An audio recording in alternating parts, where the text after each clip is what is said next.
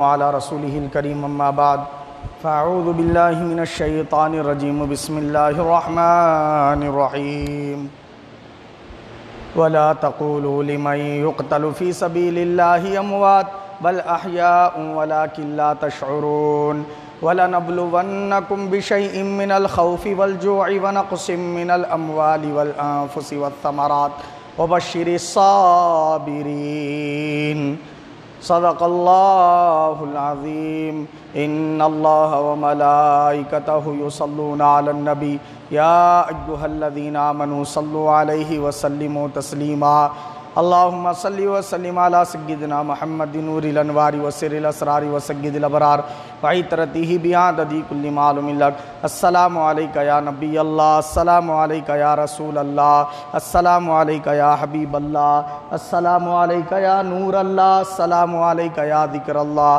السلام علیکہ یا حبل اللہ السلام علیکہ یا صبغت اللہ السلام علیکہ یا سیف اللہ السلام علیکہ یا خاتم النبیین السلام علیکہ یا رحمت للعالمین السلام علیکہ یا محمد مصطفیٰ السلام علیکہ یا احمد مجتبی صلی اللہ تعالی علیہ وسلم۔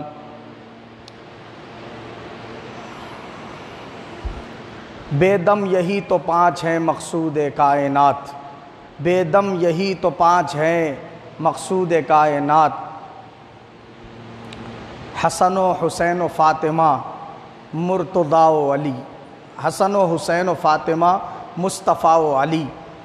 بآواز بلند درود شریف کا نذرانہ عقیدت پیش فرمائے۔ اللہم صلی وسلم علی سیدنا محمد نور الانوار وسر الاسرار وسید الابرار وعطرتہ بعدد کل معلوم لک، اور ایک مرتبہ بآواز بلند درود شریف پڑھ لیجئے۔ اللہم صلی وسلم علی سیدنا محمد وعلی اہل بیتہ عدد ما علم اللہ وزینۃ ما علم اللہ وملء ما علم اللہ، اور ایک مرتبہ بآواز بلند درود شریف پڑھ لیجئے۔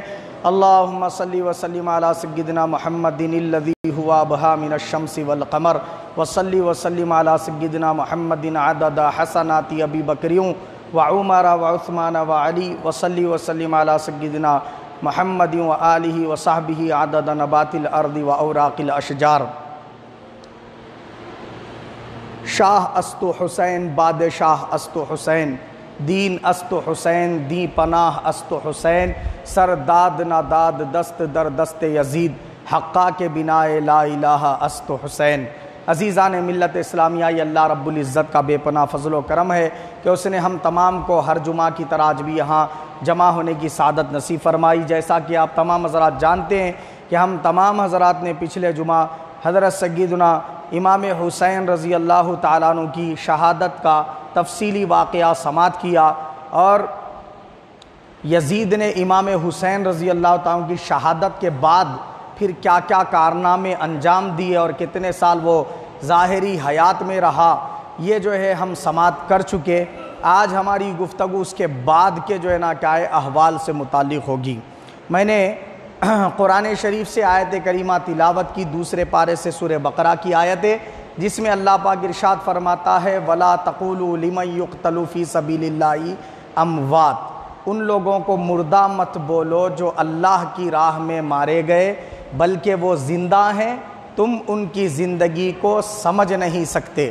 تو ہمارے پاس اتنی سمجھ نہیں ہے کہ ہم شہداء کی زندگی کو سمجھ سکے۔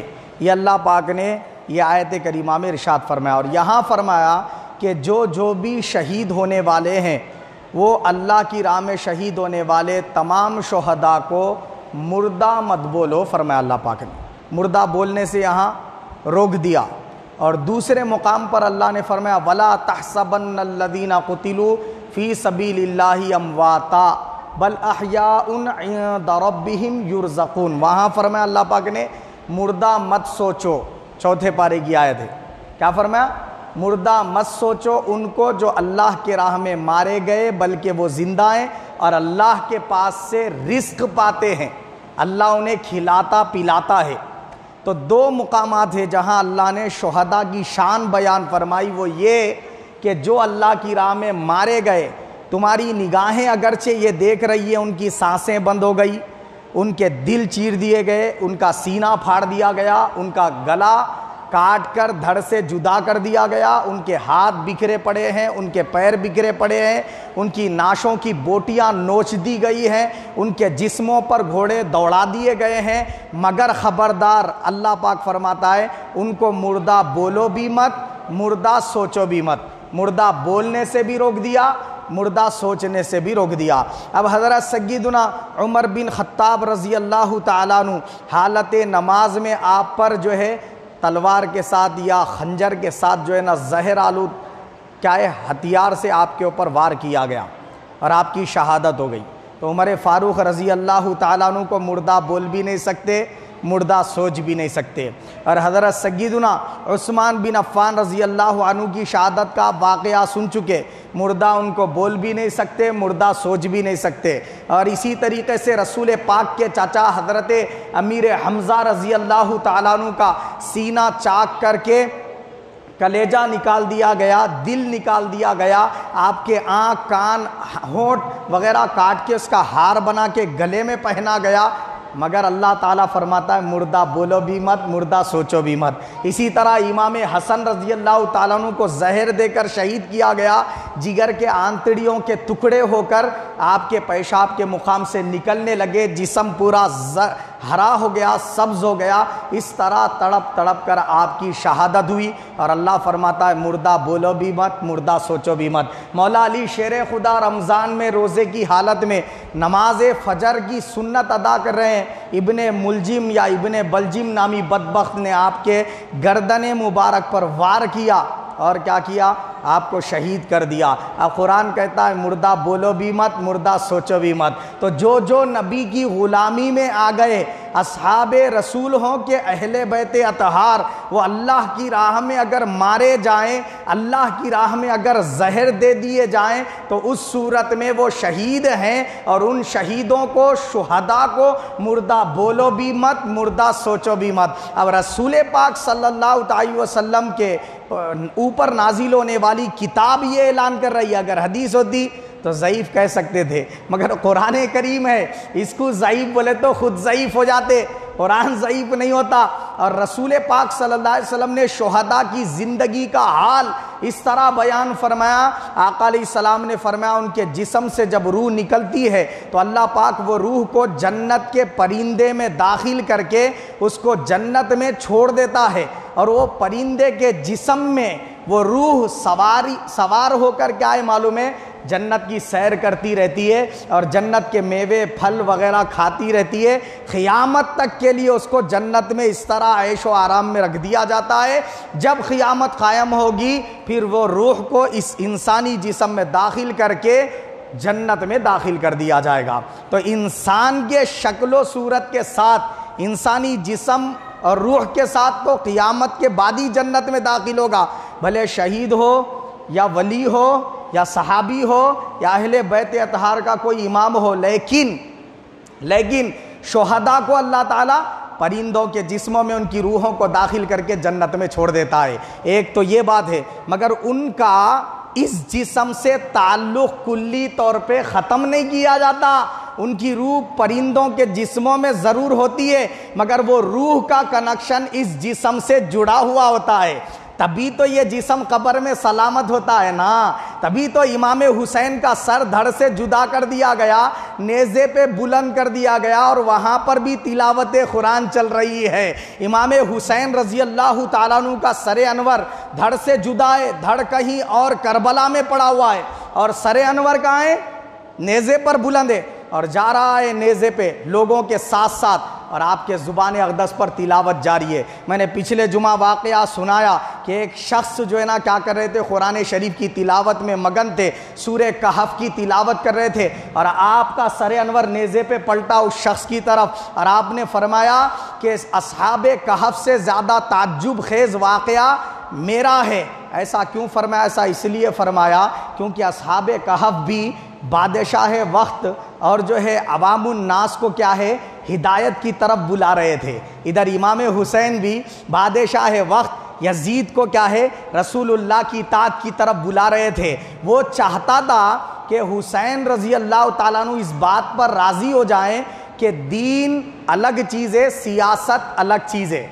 سیاست دین کا نام نہیں ہے. اے حسین میں سیاست سنبھال لیتا ہوں, تم دین سنبھال لو. مصلی تم سنبھال لو, مدرسہ تم سنبھال لو, فتوے دینا تم سنبھال لو, دارالافتاء تم سنبھال لو. کیا لوگوں کو قرآن شریف پڑھانا, حفظ کرانا, اور کیا ہے قرآن شریف کے معنی مفاہیم بتانا, سرکار کے احادیث کا علم دینا, یہ سب تم سنبھال لو. اور کیا ہے معلوم ہے, بادشاہت میں سنبھال لیتا ہوں, سیاسی نظام میں سنبھال لیتا ہوں, سماجی نظام میں سنبھال لیتا ہوں, کیا ہے قانون سازی کرنا میں سنبھال لیتا ہوں, لوگوں کو سزا دینا یا جزا دینا یہ میں سنبھال لیتا ہوں. بولا انہیں امام حسین رضی اللہ تعالیٰ عنہ بولے کہ میرے نانا رسول جہاں محمد مصطفیٰ صلی اللہ علیہ وسلم نے جب مدینے میں سیاست کی بنیاد رکھی تو دین الگ نہیں تھا, سیاست الگ نہیں تھی. حضرت ابو بکر صدیق رضی اللہ تعالیٰ عنہ نے تخت خلافت سنبھالا تو دین کو سیاست سے الگ نہیں کیا. عمر فاروق نے خلافت کا تخت سنبھالا تو دین کو سیاست سے الگ نہیں کیا. عثمان بن عفان تخت خلافت پر بیٹھے, دین کو سیاست کو الگ نہیں کیا. مولا علی شیر خدا, امام حسن مجتبی تخت خلافت پر بیٹھے تو اسلام اور سیاست کو الگ نہیں کیا. اور تو بدبخت دین اسلام سے سیاست کو الگ کرنا چاہتا ہے, میں یہ میرے جیتے جی نہیں ہونے دوں گا. بولے امام حسین سر دینا گوارا ہے مگر تیرے ہاتھ میں ہاتھ بھی ملا کر تیری جی حضوری کرنا گوارا نہیں ہے. بولے آپ اس کو دین اسلام کی طرف بلا رہے تھے, ادھر اصحاب کہف اپنے بادشاہ وقت کو اور عوام کو اللہ کی عبادت کی طرف بلا رہے تھے. لوگ ادھر بھی دشمن بن گئے اور لوگ ادھر بھی دشمن بن گئے, یزیدی ادھر بھی دشمن بن گئے اور اصحاب کہف کی قوم ادھر دشمن بن گئی. وہ بھی ان کے جان لینے کے پیچھے پڑ گئے تو انہوں نے بستی چھوڑ دی اور بستی چھوڑ کر نکل گئے. اور حضرت سیدنا امام حسین رضی اللہ تعالیٰ عنہ نے وہ شخص جو تلاوت سورہ کہف کر رہا تھا اس سے فرمایا اصحاب کہف سے تعجب خیز واقعہ میرا ہے. وہ اس لیے کہ ٹکر تو دونوں نے بھی بادشاہ سے لی مگر یہ جان بچا کر بستی چھوڑ کر زندہ نکل گئے غار میں, اور حسین نے ان کی ٹکر پر ان کو للکارا اور اپنی جان دے کر سر نیزے پر چڑھا گیا. تم میں اور مجھ میں یہ فرق ہے اے اصحاب کہف کہ تم زندہ غار میں جا کر پناہ گزی ہوئے اور میں نے سر کٹا کر نبی کے خدموں میں اپنے آپ کو پناہ دے دی. کیا ہے رسول پاک صلی اللہ علیہ وسلم کے نواسے ایسے ہیں کہ دین کو اپنے اندر پناہ دے دیے, اپنے آپ کو رسول پاک کی ذات میں پناہ دے دیے. بات سمجھ میں آ گئی. امام حسین کو پناہ دینے والے سرکار ہیں, سرکار کو پناہ دینے والا اللہ ہے نہیں, اور دین کو پناہ دینے والے امام حسین رضی اللہ تعالیٰ عنہ. اگر اس وقت امام حسین اپنے وقت کے یزید کو للکارتے نہ تھے تو سوچئے اس وقت ہی دین اسلام دو حصوں میں تقسیم ہو جاتا, سیاست دین سے الگ ہو جاتی, دین الگ ہو جاتا, پھر لوگ سیاست کو کبھی دین ہی نہ سمجھتے. تو آپ نے وہ فتنے کی جڑوں کو کاٹ دیا. امام حسین رضی اللہ تعالیٰ عنہ شہید ہو کر اپنے سارے خاندان کو لٹا کر, تو یہ ایک اعتراض کا جواب ہو گیا کہ وہ کیا ہے سیاسی جنگ نہیں تھی, دین اسلام کی جنگ تھی. وہ جو یزید سے آپ لڑ رہے تھے, لوگ اس کو سیاسی جنگ کا کیا ہے لبادہ اڑا کر پیش کرتے ہیں اور کہتے ہیں کہ امام حسین سیاسی جنگ کرے. نہیں, وہ سیاسی نہیں, دین اسلام کی جنگ تھی. ایک بات تو یہ. دوسرا یہ کہ امام حسین رضی اللہ تعالیٰ عنہ کا جو قاتل یزید, اس کو بچانے کے لیے اس کے ابھی نسل حرام موجود ہے نا, اس کی نسل حرام موجود ہے. وہ کیا کرتا تھا معلوم ہے, سوتیلے بیٹیوں سے سوتیلے ماؤں سے شادی کو جائز قرار دیتا تھا, دن دہاڑے شراب پیتا تھا, علل اعلان نمازوں کو چھوڑتا تھا, بے حساب کتابیں بھری پڑی ہیں, احادیث شریفہ کی شروحات بھری پڑی ہیں, تاریخ کی کتب بھری پڑی ہیں, اٹھا کر دے گی آپ. یزید کو کسی نے بھی یہ نہیں کہا کہ فاسق نہیں تھا, نیک تھا, متقی تھا, پرہیزگار تھا, کسی نے نہیں کہا. لیکن پھر بھی ایک حدیث بتائی جاتی ہے, کس کی جانب سے؟ اہل حدیث والوں کی جانب سے. نام لے کر بیان کروں گا. اہل حدیث والوں کی جانب سے حدیث سنائی جاتی ہے ابا کو بچانے کے لیے. کیا ہے حدیث؟ حدیث یہ ہے بخاری شریف کی حدیث پاک. حدیث یہ رسول پاک صلی اللہ علیہ وسلم نے ارشاد فرمایا اول جیش من امتی یغزون مدینۃ قیصر مغفور لہم، یہ حدیث پاک ہے۔ اس میں اللہ کے حبیب نے کیا فرمایا؟ حضور اکرم صلی اللہ علیہ وسلم نے فرمایا کہ میری امت میں سے جو سب سے پہلا لشکر قیصر کے شہر کی طرف حملہ آور ہوگا، لڑنے کے لیے جائے گا، جہاد کے لیے جائے گا، وہ لشکر میں جتنے ہوں گے سب بخشے ہوئے لوگ ہوں گے، ان کی اللہ مغفرت فرما دے گا۔ وہ سارے بندوں کو کیا کرے گا؟ اللہ تعالیٰ بخش دے گا، ان کی مغفرت فرما دے گا، ان کے سارے گناہوں کو درگزر کر دے گا۔ اب یہ حدیث کو کیا کرتے؟ پکڑ لیتے۔ اب اس میں نام نہیں ہے یزید کا، سرکار یہ فرمائے نہیں وہ لشکر کے اندر یزید نام کا شخص ہوگا، انہیں کمانڈ سنبھالے گا، وہ جو ہے حملہ آور ہوگا تو اس کی مغفرت ہوگی۔ اب اس میں کیا کرتے؟ یزید کو داخل کرنے کی کوشش کرتے، وہ بھی ناجائز کوشش۔ کیسی کوشش؟ دیکھیے آپ، بخاری شریف کی مشہور شرح عینی اور بدایہ والنہایہ اور الاصابہ اور کامل ابن اثیر جیسی تاریخ اور حدیث کی معتبر کتب کے اندر یہ حدیث شریف کی شرح میں بیان کیا کہ وہ جو قیصر کا شہر ہے اس کا نام ہے قسطنطنیہ۔ کیا نام ہے؟ قسطنطنیہ۔ وہاں پر حملہ کرنے والے جس اسلامی لشکر میں یزید شامل ہوا تھا اور امیر معاویہ رضی اللہ تعالیٰ نے اس کو سپہ سالار بنا کر بھیجا تھا، وہ کون سی ہجری تھی؟ 49 ہجری سے لے کر 55 ہجری۔ اس کے درمیان میں کیا کیا تھا انہیں؟ وہ لشکر کے ساتھ گیا تھا، اور وہ لشکر کے اندر کیسے کیسے ہستیاں تھے؟ ابن اسیر نے بیان کیا کہ اس کے اندر جو ہے حضرت عبداللہ ابن عباس جیسے جلیل القدر صحابی، اور عبداللہ ابن عمر، عبداللہ ابن زبیر اور حضرت ابو ایوب انصاری رضی اللہ تعالیٰ عنہ جیسے عظیم صحابہ اکرام موجود تھے وہ لشکر کے اندر۔ اور اس کی کمانڈ کون کر رہے تھے؟ اس کی سپہ سالاری حضرت سفیان بن عوف رضی اللہ عنہ کر رہے تھے۔ تو امیر معاویہ رضی اللہ عنہ بولے کتنے سارے بڑے بڑے ہستیاں جا رہے، تو بھی جا اپنا نام نیک لوگوں میں لکھا، بول کے کیا اس کو بھجوا دیے۔ اب انہیں گیا، مگر ہوا کیا؟ ابن اسیر نے بیان کیا کہ وہ آدھے راستے سے واپس آ گیا۔ کہاں سے آ گیا انہیں؟ آدھے راستے سے جو واپس آ گیا انہیں، اور وہاں پر کیا ہوا؟ محاصرے میں حضرت ابو ایوب انصاری رضی اللہ تعالیٰ عنہ جو ہے وہاں پر فوت ہو گئے، آپ کا انتقال ہو گیا۔ انہیں بولا اچھا چھوانا میں نہیں گیا بول کے۔ اور وہ لشکر کے اندر کیا ہوا؟ ایک بیماری جو ہے نا، کیا ہے، بیماری کی وجہ سے بہت سارے حضرات کیا ہے، چیچک وغیرہ کی وجہ سے بہت سارے حضرات کیا ہے، تعاون کی وجہ سے انتقال کر گئے، جام شہادت نوش کر گئے۔ تو انہیں بولا اچھا چھوا میں نہیں گیا بول کے، جاتا تو میں بھی بیمار ہو جاتا تھا بولا انہیں۔ تو لشکر میں گیا بھی نہیں، پہلی بات۔ اور دوسری بات، اگر وہ لشکر میں چلا بھی جاتا تو یہ لشکر کب حملہ آور ہوا؟ 49 ہجری سے لے کر 55 ہجری کے بیچ میں حملہ آور ہوا۔ بات سمجھ رہے؟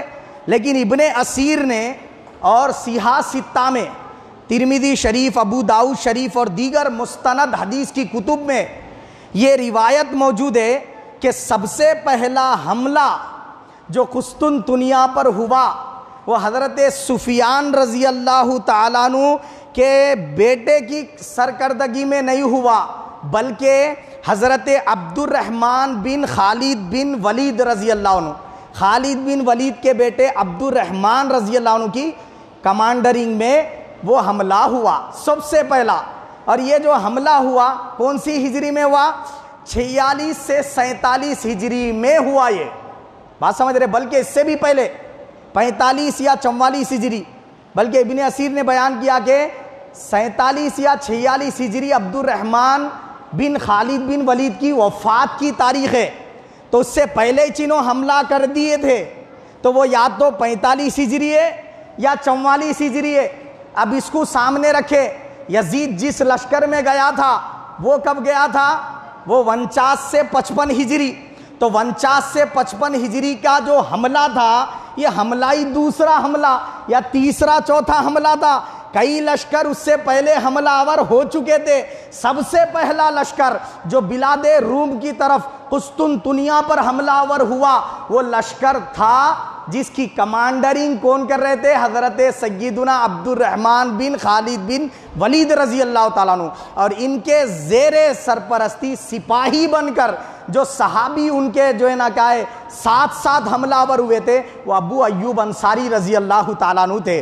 یہاں بھی ابو ایوب انصاری تھے, وہاں بھی ابو ایوب انصاری رضی اللہ عنہ تھے. مگر جو 49 سے 55 ہجری کا حملہ ہوا تھا قسطنطنیہ میں, وہاں پر کیا ہوا؟ حضرت ابو ایوب انصاری رضی اللہ تعالیٰ عنہ وفات پا گئے. مگر پہلے حملے میں وفات نہیں پائے, زندہ لوٹ کر آئے. تو پتہ یہ چلا, یہ حدیث کو بتا کر یہ کہنا کہ یزید رحمت اللہ علیہ ہے, یزید بخشا ہوا ہے, مغفور اللہم ہے, یہ حدیث پاک کی غلط جو ہے نا شرح ہے. اور حدیث پاک پر تہمت ہے. نہ اللہ کے حبیب نے کسی حدیث میں یزید کو جنتی کہا, نہ اس کو بخشا ہوا کہا. یہ حدیث پاک کو دلیل بنا کر جہالت کی انتہا ہے. لوگ اپنے بچوں کا یزید نام رکھ رہے ہیں. ذرا سوچیے آپ. اب آئیے اصل حقیقت کیا ہے بتاتا ہوں. اصل حقیقت یہ, یزید جب وفات پا گیا, پیشاب پاخانہ پیٹ میں رک گیا اور وہ مر گیا, تڑپ تڑپ کر بستر مرگ پر اس کی جب قبر بن گئی تو اس کے سپاہیوں نے, وزراء نے اس کے بیٹے معاویہ کو, ایک تو اس کے ابا کا نام ہے امیر معاویہ, اس نے اپنے ابا کے نام پر ہی بیٹے کا نام رکھا معاویہ. تو معاویہ بیٹے سے, معاویہ بن یزید سے کہا وزراء نے, دربار یزید کے بڑے بڑے عمراء نے اور اس کے سپاہیوں نے کہ بیٹا اب تخت خلافت پر, تخت بادشاہت پر تم بیٹھ جاؤ. تو معاویہ بن یزید نے کہا, کیا کہا؟ اس تخت پر بیٹھ کر میرے باپ نے ایسا اسلام کے جو ہے نا مٹانے کا گھنونا کھیل رچا کہ نبی پاک صلی اللہ علیہ وسلم کی آل کا قتل کیا. میں اس تخت پر کیسے بیٹھوں جس پر خون رسول لگا ہوا ہے, خون نواسہ رسول لگا ہوا ہے. مجھے اس سے خون نواسہ رسول کی بو آتی ہے. میں ہرگز اس تخت پہ نہیں بیٹھوں گا. مرنا گوارا کر لوں گا مگر بیٹھنا گوارا نہ کروں گا. ذرا سوچئے کوئی بھی بیٹا اپنے باپ کے بارے میں برائی بولتا کیا جی؟ ہے نہیں, بولیے آپ. کوئی بیٹا اپنے باپ کی برائی کرتا کیا؟ بیٹا خود یہ بات کہہ رہا ہے کہ میرا باپ اس تخت پہ بیٹھ کے ایسے ایسے غلیظ کارنامے کرا کے مجھے تخت پہ بیٹھنے میں شرم محسوس ہوتی ہے. وہ جا کر اپنے آپ کو کمرے میں بند کر لیا روتا ہوا, یہاں تک کہ 6 مہینے زندہ رہا. اس کے بعد اس کا انتقال ہو گیا اور بنو امیہ کی حکومت کا دور دورہ چلتا رہا اور ایک سے بڑھ کر ایک ظالم حکمران وہاں بیٹھتے رہے تخت پر. اور یہ ظالموں نے کیا کیا؟ حضرت سیدنا امام زین العابدین جو میدان کربلا میں امام حسین رضی اللہ عنہ کے شہزادے بچ گئے تھے, بیماری کی وجہ سے علیل تھے, تو ظالموں نے ان کو قتل تو نہ کیا, وہ بچ گئے سلامت. اور اس کے بعد جو ہے مدینہ منورہ آ کر آپ زندگی بسر کرنے لگے.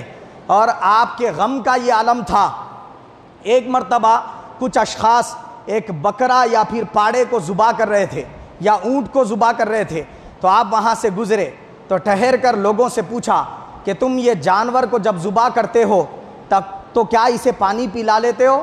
لوگوں نے کہا کہ حضرت ہمارے اسلام کی ایسی تعلیم ہے کہ جانوروں پر ہم رحم کرتے ہیں کہ اس کو ذبح کرتے ہیں تو پانی پلا کر ذبح کرتے ہیں, ہم کو تو ہمارے اللہ کے حبیب نے یہی سکھایا ہے.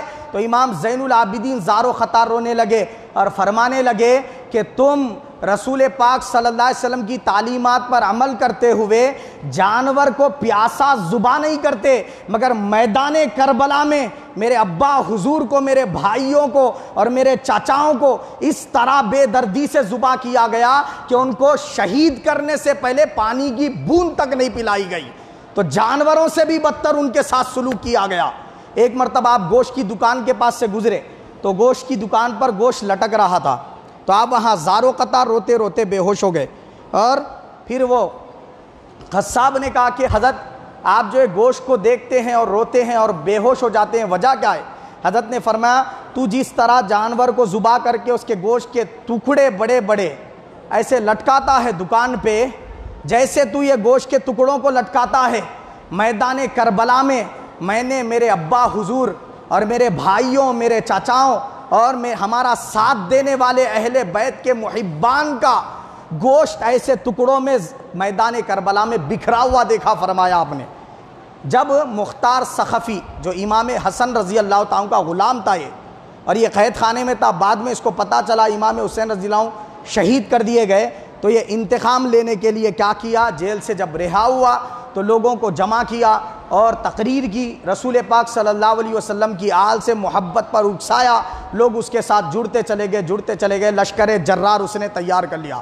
پھر اس کے بعد یزیدیوں سے انتقام لینا شروع کیا، اور ہر وہ شخص جو میدان کربلا میں امام حسین اور امام حسین کے گھر والوں اور آپ کے چاہنے والوں پر حملہ آور ہوا تھا، وہ تمام اشخاص سے چن کر اس نے انتقام لیا۔ کسی کے ہاتھ کاٹ دیے، کسی پر جنگلی کتوں کو چھوڑ دیا، نوچتے رہے اس کو، زمین میں دھسا کر کیا ہے تیر مار کر شہید اس طریقے سے ہلاک کر دیا۔ شمر لعین جوشن، اس بدبخت کو کیا ہے آپ نے بے دردی سے کیا کیا ہے، مختار سقفی نے قتل کر دیا۔ ابن زیاد کو ڈھونڈنے کے لیے اپنے سپاہی دوڑا دیے۔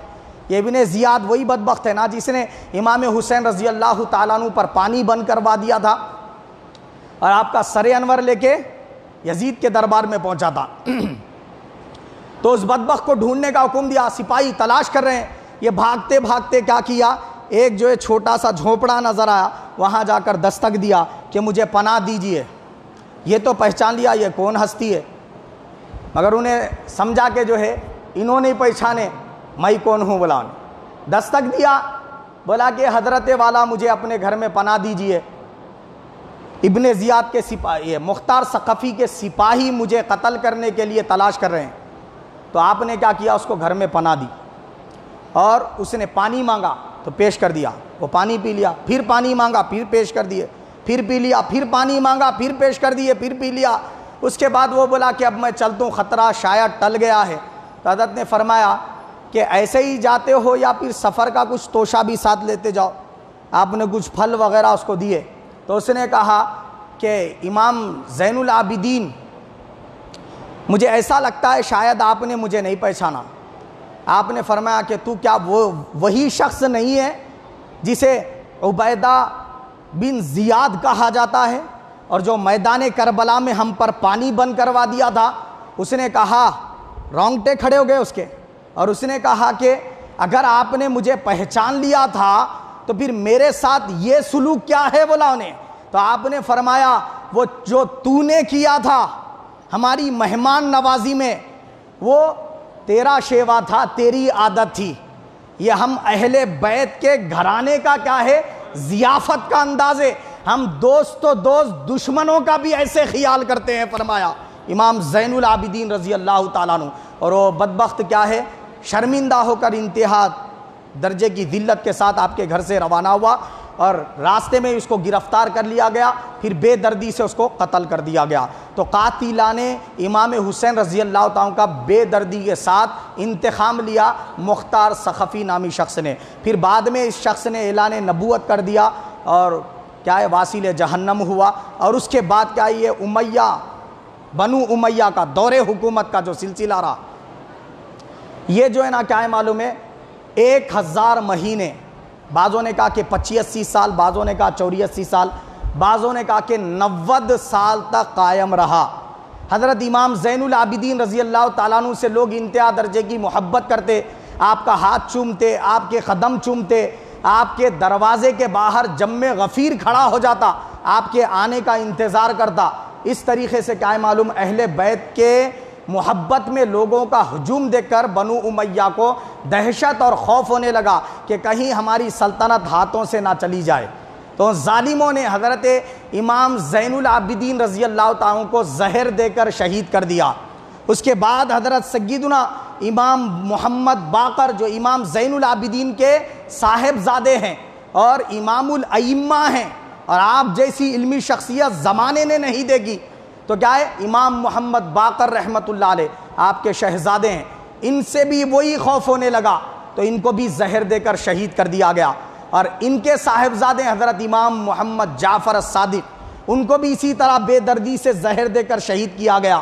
پھر ان کے صاحبزادے ہیں حضرت سیدنا موسیٰ کاظم، بنو امیہ کا دور حکومت ان کے آمد پر ختم ہو گیا، حضرت موسیٰ کاظم رضی اللہ تعالیٰ. اور دوسری طرف امام زین العابدین کے ایک بیٹے تھے امام محمد باقر، اور دوسرے صاحبزادے ہیں حضرت امام زید رضی اللہ تعالیٰ عنہ. کیا نام ہے؟ امام زید، امام زید بن علی زین العابدین. یہ جو امام زید ہیں، اٹھا کر دیکھیے ان کی تاریخ کیسی بے دردی سے ان کو شہید کیا ظالموں نے. بنو امیہ کے حکمران کے خلاف آپ نے آواز بلند کی کہ تو سیاست کو دین سے الگ کرنا چاہتا ہے. وہی مسئلہ پیش آیا جو امام حسین رضی اللہ تعالیٰ کے ساتھ پیش آیا. تو جو شیعان علی ہونے کا دعویٰ کرتے تھے، علی سے محبت کا دم بھرنے والے تھے، وہ ظالمین آپ کا ساتھ دینے کے لیے پہلے تو جڑے اور بولے بادشاہ کو للکارو. آپ نے بادشاہ کو للکارا تو شیعان علی کا جو وفد تھا، گروپ تھا، انہوں نے کہا کہ اے زید بن علی زین العابدین، آپ کہتے ہیں کہ حضرت مولا علی شیر خدا کا رتبہ ابو بکر و عمر رضی اللہ تعالیٰ عنہما سے کم ہے، اور جو ہے نا آپ کہتے ہیں کہ ابو بکر صدیق اور عمر فاروق رضی اللہ تعالیٰ عنہ نے جبراً تخت خلافت پر نہیں بیٹھے، اور آپ ان کو برا بھلا بھی نہیں کہتے اور مولا علی شیر خدا کی طرفداری بھی نہیں کرتے. اگر آپ ایسا نہیں کریں گے تو ہم آپ کا ساتھ نہیں دیں گے. آپ نے فرمایا کہ میں ابو بکر و عمر کے دور کو اگر آج پاتا تو آج بھی میں انہی کا ساتھ دیتا، کیونکہ میرے ابا حضور، میرے دادا حضور سبوں نے کیا کیا؟ ابو بکر و عمر رضی اللہ عنہما کی کیا ہے الفت اور محبت کی، ان کا تعظیم اور ادب کیا، اور ان کے دور خلافت کو حق جانا اور ان کا ساتھ دیتے رہے. میں کیوں ان کی مخالفت کروں؟ تو شیعان علی کہنے لگے کہ ہم آپ کے ساتھ نہیں رہیں گے. آپ جو ابو بکر اور عمر رضی اللہ عنہما کو گالیاں دیں گے تو ہی ہم آپ کا ساتھ دیں گے. تو آپ فرمائے کہ تم رافضی ہو. سب سے پہلے رافضی کا لقب دینے والے حضرت امام زید ہیں، اور امام اعظم ابو حنیفہ انہی سے مرید ہوئے اور ان کی صحبت میں رہے. اور آپ نے فرمایا ان کے جیسا فقیہ فتویٰ دینے میں، آپ کے جیسی سمجھ رکھنے والا میں نے روئے زمین پہ کسی کو نہیں دیکھا بولے حضرت امام اعظم ابو حنیفہ رحمۃ اللہ علیہ. اور آپ روزانہ روزہ رکھا کرتے تھے. کیسے؟ آج روزہ رکھتے کل روزہ چھوڑ دیتے. صوم داودی رکھتے تھے آپ، کثرت سے تلاوت قرآن کرتے، زہد و تقویٰ کا پیکر تھے، گریہ و زاری میں ہمیشہ رہتے تھے. حضرت زید رضی اللہ تعالیٰ عنہ نے جب بادشاہ وقت کو للکارا تو ظالم نے کیا کیا؟ آپ کے جو ہے نا لیے کیا ہے شہادت، آپ کی شہادت کر دینے کا حکم دیا سپاہیوں کو. کوئی آپ کا ساتھ دینے والا آپ کے ساتھ نہ ٹھہرا. کچھ چند 100 حضرات آپ کے ساتھ تھے، وہ سب شہید کر دیے گئے. حضرت زید رضی اللہ تعالیٰ عنہ کو شہید کرنے کے بعد آپ کی نعش مبارک کو وہاں وہ شہر کی جو ہے نا کیا ہے گلیوں میں کھجور کے درخت کے پھاٹے توڑ کر سنٹر میں لٹکا دیا گیا. اور کتنے سال تک نعش مبارک کھجور کے درخت سے لٹکی رہی؟ 4 سال 2 مہینے 28 دن تک آپ کی میت مبارک وہ کھجور کے تنے پر لٹکتی رہی. سمجھ رہے؟ اور جو ہے نا کپڑے بوسیدہ ہو کر جھڑ گئے، نعش مبارک برہنہ ہو گئی. تو ایک خاتون نے کیا ہے معلوم ہے راستے سے چلتے چلتے اپنی چادر سر پہ سے اتار کر کہا کہ میرے سر کے پردے سے زیادہ آپ کے شرمگاہ کا پردہ ضروری ہے. یہ کہتی ہوئی چادر اس نے پھینکی، ہوا اڑا کر لے گئی اور حضرت سیدنا امام زید کے جسم مبارک پر جا کر پڑی تو سلے ہوئے کپڑے کی طرح ہو گئی وہ چادر. یہ آپ کی کرامت تھی. آپ کے نعش مبارک سے خوشبو پھوٹی اور لوگ وہاں آپ کی نعش مبارک کے نیچے کھڑے ہو کر دعائیں مانگتے وسیلہ بنا کر، تو اللہ پاک دعائیں قبول فرما لیتا. پھر شہرت ہونے لگی، لوگ ہجوم کی صورت میں جمع ہونے لگے.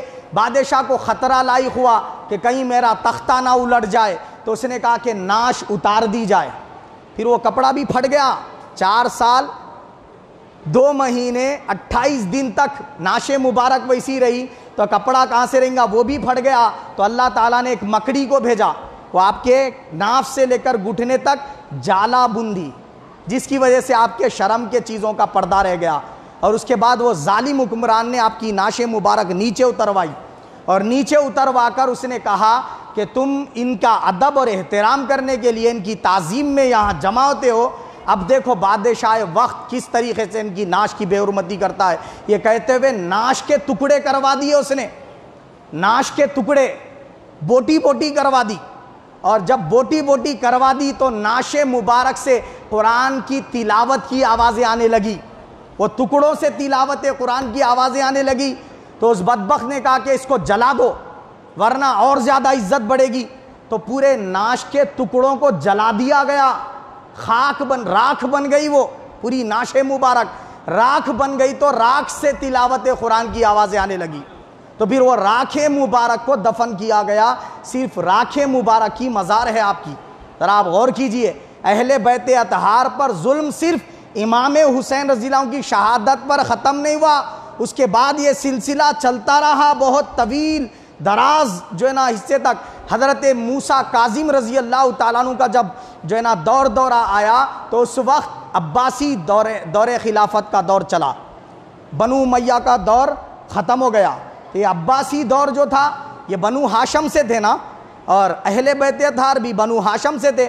ابتدا میں تو انہوں نے اہل بیت اطہار کے محبت کے ترانے گائے، اور بعد میں انہوں نے بھی بنو امیہ کی طرح اہل بیت اطہار پر ظلم بربریت شروع کر دی، اور حضرت امام موسیٰ کاظم رضی اللہ تعالیٰ عنہ اور یہ ہارون رشید بادشاہ، عباسی دور کا بادشاہ ہارون رشید، یہ کیا کیا معلوم ہے؟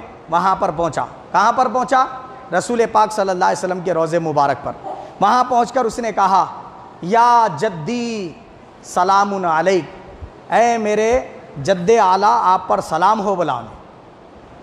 تو اتنے میں حضرت موسیٰ کاظم رضی اللہ عنہ وہاں پر تشریف لائے، اور انہوں نے کہا کہ اے میرے والد گرامی آپ پر سلام ہو۔ تو اس نے کہا کہ رسول پاک صلی اللہ علیہ وسلم کو آپ والد کہتے ہیں؟ تو انہوں نے کہا کہ میں کیوں نہ کہوں، میں خون ہی ان کا ہوں۔ بولے تو خون نہیں رہ کے جد کہہ سکتا ہے تو میں خون رہ کے کیوں نہ کہوں، بولے ان کو اپنا باپ کیوں نہ کہوں؟ تو اس بات پر وہ مخالفت پر اتر آیا، اور اسی دشمنی میں اس بادشاہ وقت نے حضرت موسیٰ کاظم رضی اللہ تعالیٰ عنہ کو ایک کنویں میں زنجیروں اور بیڑیوں میں جکڑ کر قید کر دیا، اور وہاں پر 12 سال تک قید میں رکھا۔ بیٹھتے تھے تو اٹھنے میں تکلیف ہوتی تھی، اٹھتے تھے تو بیٹھنے میں تکلیف ہوتی تھی، اور بھوکا پیاسا رکھ کر تڑپایا۔ آخر میں جو ہے نا آپ کو زہر دے کر شہید کر دیا گیا، حضرت موسیٰ کاظم رضی اللہ تعالیٰ عنہ۔ پھر آپ کے صاحبزادے ہیں حضرت موسیٰ رضا رضی اللہ تعالیٰ عنہ۔ تو یہ سلسلہ طویل چلتا رہا، آپ اٹھا کر دیکھیں تاریخیں۔ تو آپ سے ہارون رشید کا بادشاہ ہے مامون رشید، وہ جو ہے آپ سے عقیدت اور محبت کا اظہار کیا حضرت موسیٰ رضا رضی اللہ عنہ سے، اور آپ کے نکاح میں اپنی بیٹی دی، اور آپ سے کہا کہ آپ ہی تخت خلافت پر بیٹھ جائیں۔ آپ کا ہاتھ چومتا، پیر چومتا، اور بعد میں اس کو بھی خطرہ محسوس ہوا کہ کیا ہے تخت چلا جائے گا، تو اس نے آپ کو بھی زہر دے کر شہید کروا دیا۔ بہرحال میں نے یہ بتایا کہ بنو امیہ ہو کہ بنو عباس ہو، یہ لوگوں نے اہل بیت اطہار پر ظلم کی انتہا کر دی۔ تو عزیزان ملت اسلامیہ، میں عرض یہ کر رہا تھا، اللہ کے حبیب صلی اللہ علیہ وسلم نے اہل بیت اطہار کے تعلق سے حدیث پاک میں ارشاد فرمایا، میری اہل بیت کشتی نوح کے مانند ہے، جو اس میں سوار ہو گیا وہ ہر قسم کے اللہ کے عذاب سے حفاظت میں آ گیا، ہر قسم کے مشکلات اور پریشانیوں سے حفاظت میں آ گیا، ہر قسم کے بھیانک امراض سے حفاظت میں آ گیا۔ جو ان سے محبت کر کے یہ کشتی میں سوار نہ ہوا تو وہ کیا ہوا؟ ہلاک ہو گیا، فرمایا سرکار دو جہاں صلی اللہ علیہ وسلم نے۔ تو ہمارے محدثین حضرت موسیٰ رضا رضی اللہ عنہ کا اس طرح احترام کرتے تھے کہ حضرت معروف کرخی رحمت اللہ علیہ، جو غوث پاک کے کیا ہے معلوم ہے؟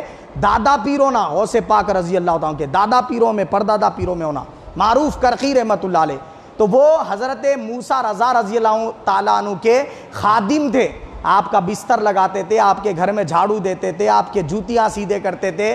تو اللہ تعالیٰ نے آپ کو اسلام کی توفیق عطا فرمائی، حضرت معروف کرخی رحمت اللہ علیہ کو، اور ایسا ولایت کا مقام عطا فرمایا کہ حضرت امام احمد بن حنبل رحمت اللہ علیہ فرماتے ہیں، معروف کرخی کے مزار پر جا کر اگر کوئی شخص اللہ سے ان کا واسطہ دے کر دعا کرے تو اللہ اس کو صاحب اولاد بنا دیتا ہے. کسی مشکل سے اللہ سے نجات چاہے تو ان کے وسیلے سے دعا مانگنے پر اللہ مشکلات کو حل کر دیتا ہے.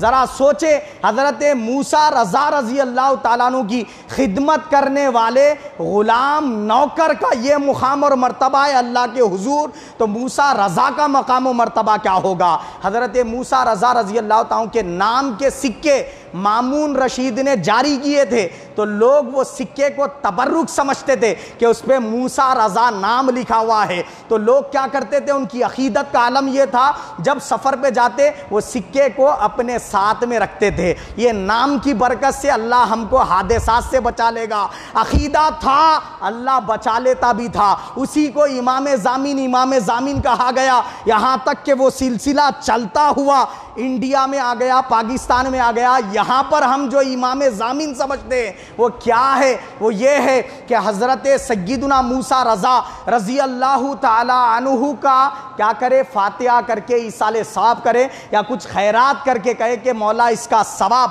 موسیٰ رضا رضی اللہ عنہ کو پہنچا دے اور اس کے صلے میں میری سفر میں حفاظت فرما.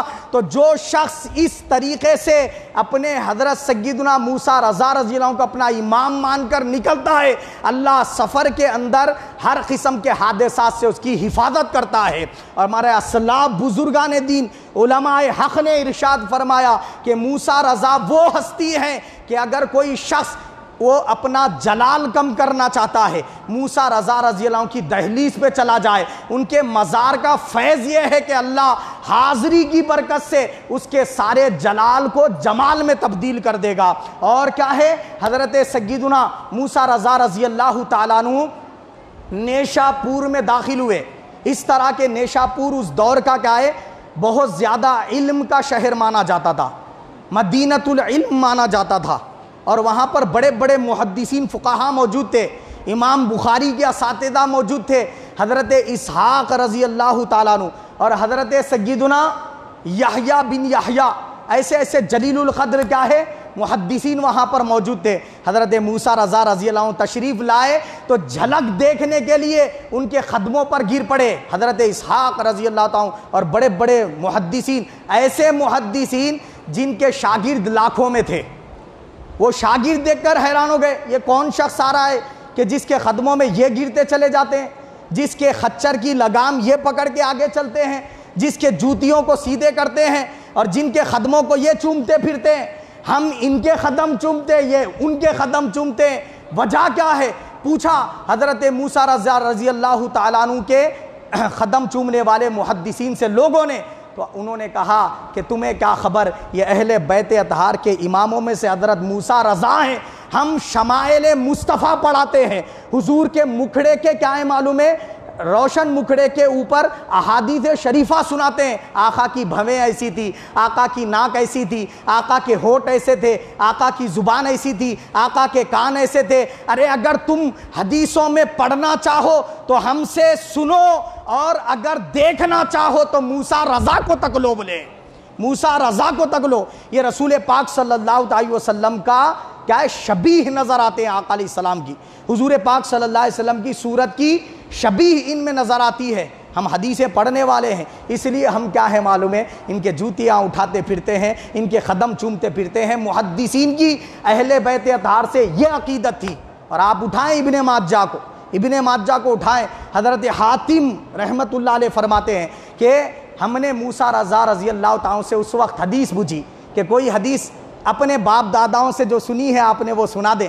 تو آپ نے فرمایا عن علی بن موسیٰ الرضا عن ابیہ عن جعفر بن محمد عن ابیہ عن علی بن الحسین عن ابیہ عن علی بن ابی طالب کرم اللہ وجہہ الکریم رضی اللہ عنہم قال قال رسول اللہ صلی اللہ علیہ وسلم الایمان معرفت بالقلب وقول باللسان وعمل بالارکان. یہ حدیث پاک آپ نے سنائی اور سبوں نے وہ حدیث کو سنا، اور محدثین بیان کرتے ہیں یہ جو ان سے حدیث کی روایت سنی نا، یہ جو نام ہے ان کے باپ، ان کے باپ کے باپ، ان کے باپ کے باپ، ان کے باپ کے باپ سے جو یہ حدیث پاک رسول پاک تک جا کر ملتی ہے۔ اس حدیث کی سند میں پورے راوی اہل بیت کے ائمہ ہیں۔ اگر یہ سند کو کسی دیوانے پر پڑھ کر پھونک دو تو وہ شفا یاب ہو جائے گا۔ حضرت حاتم فرماتے ہیں میں نے دیکھا ایک شخص کو مرگی کا دورہ پڑا ہے تو اس کے کان میں یہ روایت پڑھ کے پھونک دی، وہ اسی وقت درست ہو گیا۔ ہم بیماروں پر یہ روایت پڑھ کر کیا کرتے ہیں؟ پھونکتے ہیں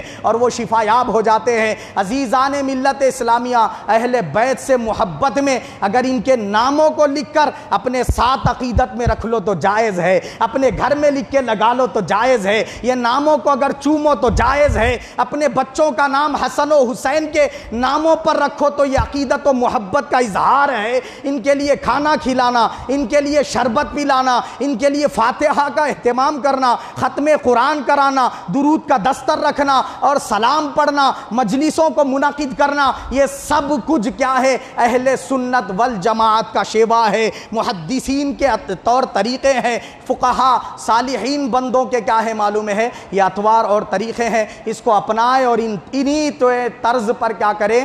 یہ ان سے اظہار محبت کریں اور انشاءاللہ تعالی یہ عقیدت محبت رائے گا جانے والی نہیں۔ اللہ تعالی ہم سب کا ان مبارک ہستیوں کے ساتھ حشر فرمائے اور انہی کی محبت میں جینا مرنا، ان کے ساتھ حشر میں اٹھنا نصیب فرمائے۔ آمین ثم آمین وما علینا الا